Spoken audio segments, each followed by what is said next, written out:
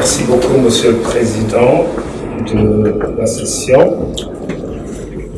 Monsieur le représentant Monsieur le ministre des Sports, de la Culture et du Patrimoine historique, Monsieur le représentant du ministre de l'Enseignement supérieur et de la Recherche scientifique, Monsieur le représentant du ministre de l'Éducation nationale et de l'alphabétisation, Monsieur le secrétaire exécutif du Centre international de recherche et de documentation sur les traditions et les langues africaines, Serge Tola, Monsieur le directeur général du Centre international de civilisation Bantu, Sisiba, Monsieur le coordinateur continental de l'Atlas linguistique de l'Afrique, Monsieur le coordinateur régional de l'Atlas linguistique de l'Afrique, ma chère sœur, Madame Ménégué, représentant le coordonnateur du Centre d'études linguistiques et historiques par tradition orale, CELTO, chers responsables des structures nationales des langues, chers cartographes, chers démographes de la zone CEDEAO et de la République islamique de Mauritanie, mesdames et messieurs, nous arrivons à la fin des travaux de l'atelier des cartographes et démographes de la région de la CEDEAO et de la République islamique de Mauritanie pour l'élaboration de l'Atlas linguistique de l'Afrique. À la lumière des débats, les difficultés conceptuelles sont apparues.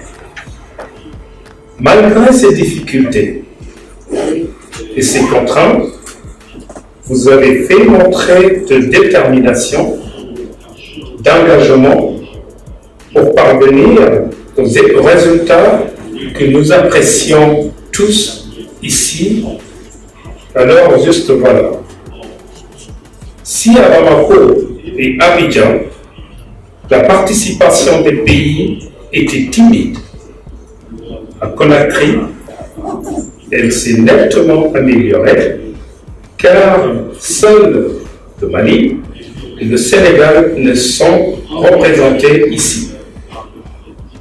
Et ce n'est pas un refus de leur part, mais tout simplement des problèmes d'ordre organisationnel. Mesdames et messieurs, c'est juste pour vous dire, que ce projet de l'Atlas linguistique est un processus et nous allons continuer à nous y mettre pour atteindre les objectifs recherchés. Parlant des objectifs de cet atelier, il s'agissait de décider de la mise en place d'un comité technique et ou de coordination pour l'Atlas linguistique de la région de la CEDEAO et confirmer les coordonnateurs nationaux. Décider de la mise à jour de toutes les données existantes sur les atlas linguistiques des États membres de la CEDEAO et de la République islamique de Mauritanie, fixer un délai aux statisticiens et cartographes pour produire un projet de l'atlas harmonisé, planifier une campagne de plaidoyer pour le projet dans les États membres concernés, de la CEDEAO et de la République islamique de Mauritanie. Intégrer les 15 États membres et leur structure nationale, point focaux, aux activités de la CALAN, y compris la République islamique de Mauritanie, mettre en place un groupe de travail pour le plaidoyer et les lobbying dans les États membres concernés. Sans tirer un bilan, nous sommes déjà fiers des résultats. Des résultats enregistrés ici à Conakry, et nous devons en être fiers quand nous pensons à toutes les difficultés que j'ai évoquées. Cependant, les résultats enregistrés ne doivent pas nous faire perdre de vue les nombreux défis auxquels nous faisons face. La Calan, quant à elle, nous assure de sa disponibilité et de tout son soutien pour l'atteinte de nos objectifs, à savoir la valorisation et la promotion des langues africaines afin qu'elles puissent être utilisées dans tous les domaines de la société africaine. Mesdames et messieurs, chers participants, il est grand temps aujourd'hui, à l'heure de l'intégration et de l'Union africaine, de doter l'Afrique d'un instrument susceptible de développer et de renforcer la coopération linguistique entre les États membres, entre les États africains, et surtout de promouvoir l'harmonisation et la mise en œuvre effective des politiques linguistiques africaines conformes aux aspirations de nos peuples, des peuples africains. Chers démographes et cartographes de la région d'Assel-Gao et de la République islamique de Mauritanie, vous avez dû remarquer que l'élaboration de l'atlas linguistique ne peut se faire sans une coordination entre cartographes, démographes, linguistes et même d'autres spécialistes dans divers domaines. Je vous exhorte donc à redoubler d'ardeur, de courage, d'abnégation, de sacrifice et de détermination. Je demeure convaincu que votre disponibilité et votre engagement ne feront pas défaut. Aussi, je vous donne l'assurance que les recommandations formulées lors de cette réunion seront mises en œuvre par la Calan sans délai.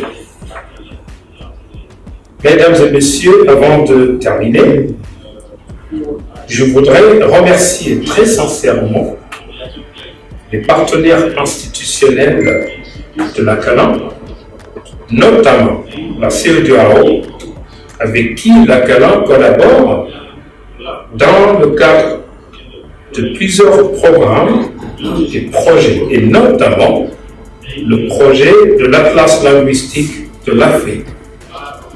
Je pense en particulier au directeur du département de l'éducation, des sciences et de la technologie de la CEDEAO, le professeur Abdoulaye Isaac Maga, qui d'habitude participe à nos réunions, mais pour des raisons d'ordre logistique, n'a pas pu effectuer le déplacement. Je remercie le professeur Charles Benabikoy, secrétaire exécutif de CERDOTOLA, et le directeur général de CECIBA, professeur Antoine Manda Thiebo. Certes, le professeur Bikoy a raté la cérémonie d'ouverture. Permettez-moi alors de réitérer un passage de mes propos. Le professeur Charles Benabikoy et Antoine Manda Thiebo ont fait un travail remarquable dans le cadre de la production de l'atlas linguistique au niveau de l'Afrique centrale. qu'il en soit remercié et félicité. Je remercie le professeur Alfred Mutende et le professeur Alou Keïta, coordonnateur continental et régional du projet de l'Atlas linguistique de l'Afrique, respectivement. J'associe à ces remerciements les traducteurs, les interprètes et les techniciens pour la qualité de leurs prestations. Ainsi, le personnel de l'hôtel Petit Bateau pour l'accueil et l'hébergement. Mesdames et messieurs, permettez-moi de faire une mention spéciale de notre frère, M. Tierno Sadouba, responsable de la structure nationale de langue, point focal de l'Akalan en République de Guinée, pour son dynamisme, car cette réunion, initialement prévue à Dakar, a été ramenée à la dernière minute à Conakry. En seulement quelques heures, Mosiba a su réunir toutes les conditions pour la bonne tenue de la réunion. Nous l'avons constaté. Qu'il soit vivement remercié pour sa disponibilité et son esprit de patriotisme. À travers Mosiba, je remercie le gouvernement de la République de Guinée pour avoir abrité les travaux de cette réunion, cette importante réunion, et singulièrement le ministre des Sports, de la Culture et du Patrimoine historique. Merci à vous tous, cartographes, démographes, responsables des structures nationales de langue, point focal de l'Akalan dans les États membres.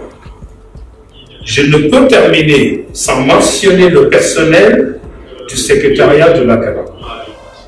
Le docteur Odio Babadile Johnson, chargé principal de projets et de programmes. Monsieur Kossi Abassa, responsable de finances et administration. Madame Taï Alice et Monsieur Modibo Diallo, tout le monde le connaît, tout le monde les connaît. Tous deux chargés de l'organisation et de la logistique. Je remercie M. Clétus Sandé Ola Banafo, qui, comme vous pouvez le constater, a travaillé sans discontinuer. M. Clétus a même passé la nuit dans cette salle pour mettre en place les équipements. Grâce à ces prestations, le monde entier nous suit en direct. Les vidéos projetées hier sur l'écran, sur l'Akalan, sont l'œuvre de M. Clétus et son équipe. M. Clétus, merci pour votre soutien. Vive les langues africaines pour une Afrique pacifique, prospère et intégrée. Andouane, Njarama Aoliké.